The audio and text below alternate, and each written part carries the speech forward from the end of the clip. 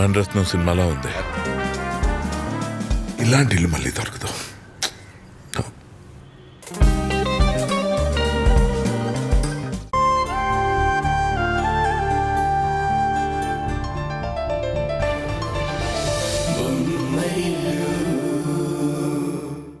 చాలా కూల్గా కామ్గా డీల్ చేయాలి, ఓకేనా? ఎందుకో తెలుసా, ఈ లోకంలో నమ్మిన భార్య కళ్ళల్లో ఆనందం చూసే భర్తలు ఎంతమంది ఉన్నారో తెలియదు, కానీ అదే భార్యల వెనక రహస్యాలు దాస్తూ వాళ్ళని కంటికి రెప్పలాగా మోసం చేసే మగాళ్ళు ఎంతమంది ఉన్నారో క్లియర్గా చెప్పే ఇన్సిడెంట్ ఇది.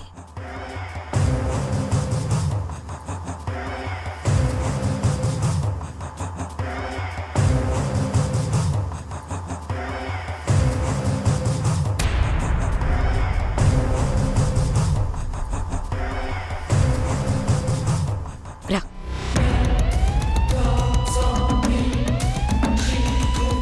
Hi doctor. హాయ్ మేఘన గారు.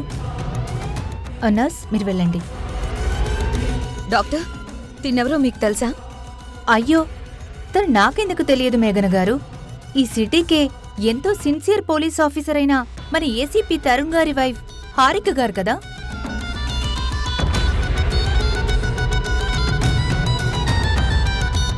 చెప్పండి మేఘన గారు, ఏదైనా ఇంపార్టెంట్ విషయమా ఇలా వచ్చారు? ఏం లేదు డాక్టర్, చిన్న విషయం గురించి మీతో మాట్లాడదామని వచ్చాం.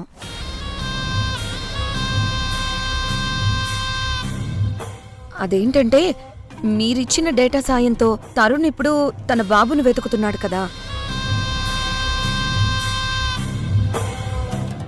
ఆ న్యూస్ మా హారికకు కూడా చెప్తారని నేను హారికని ఇక్కడికి తీసుకొచ్చాను. ఓ అదా, అయినా తరుణ్ గారు మీకు చెప్పలేదా హారిక గారు? లేదు డాక్టర్, తరుణ్ నాకు ఏ విషయం చెప్పలేదు. అసలేం జరిగింది? తరుణ్ చెప్పకపోతే ఏంటి హారిక, ఇప్పుడు డాక్టరే చెప్తారు, విను. మీరు చెప్పండి డాక్టర్. ఆ రోజు హాస్పిటల్లో మీ బాబు చనిపోయాడని అందరూ అనుకున్నారు కదా, అది నిజం కాదు హారిక గారు.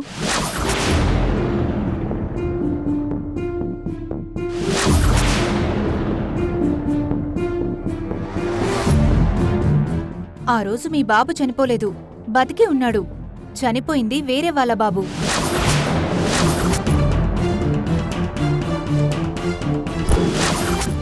మీ కడుపున పుట్టిన మీ బాబుని చనిపోయిన బాబుతో ఎవరో హాస్పిటల్లో మార్చేశారు. రీసెంట్గా నాకు విషయం తెలిసిన తర్వాత బతికున్న మీ బాబును వెతకడానికి తరుణ్ గారికి నేను అన్ని డీటెయిల్స్ ఇచ్చాను.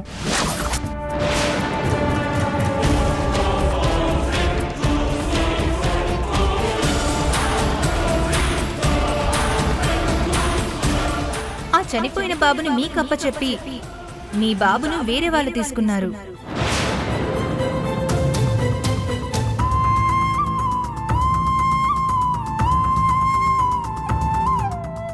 ఆ ముగ్గురు మగపిల్లల డీటెయిల్స్, వాళ్ళ తల్లిదండ్రుల వివరాలన్నీ ఈ ఫైల్లో ఉన్నాయి.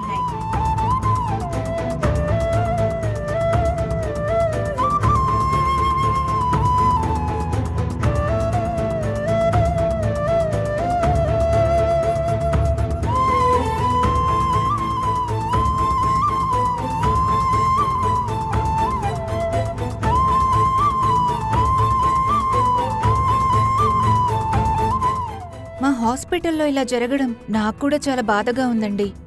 కానీ ఏం చేస్తాం, మా వైపు కూడా తప్పుంది కాబట్టి నేను హెల్ప్ చేశాను. అయినా తరుణ్ గారు ఇదంతా మీకు చెప్పుండాలే. అంటే అంటే నా బాబు బ్రతికే ఉన్నాడా?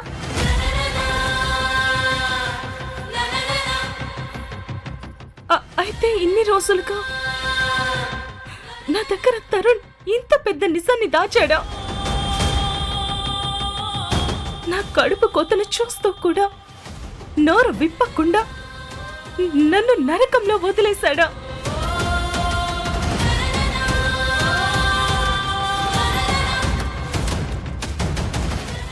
హారిక,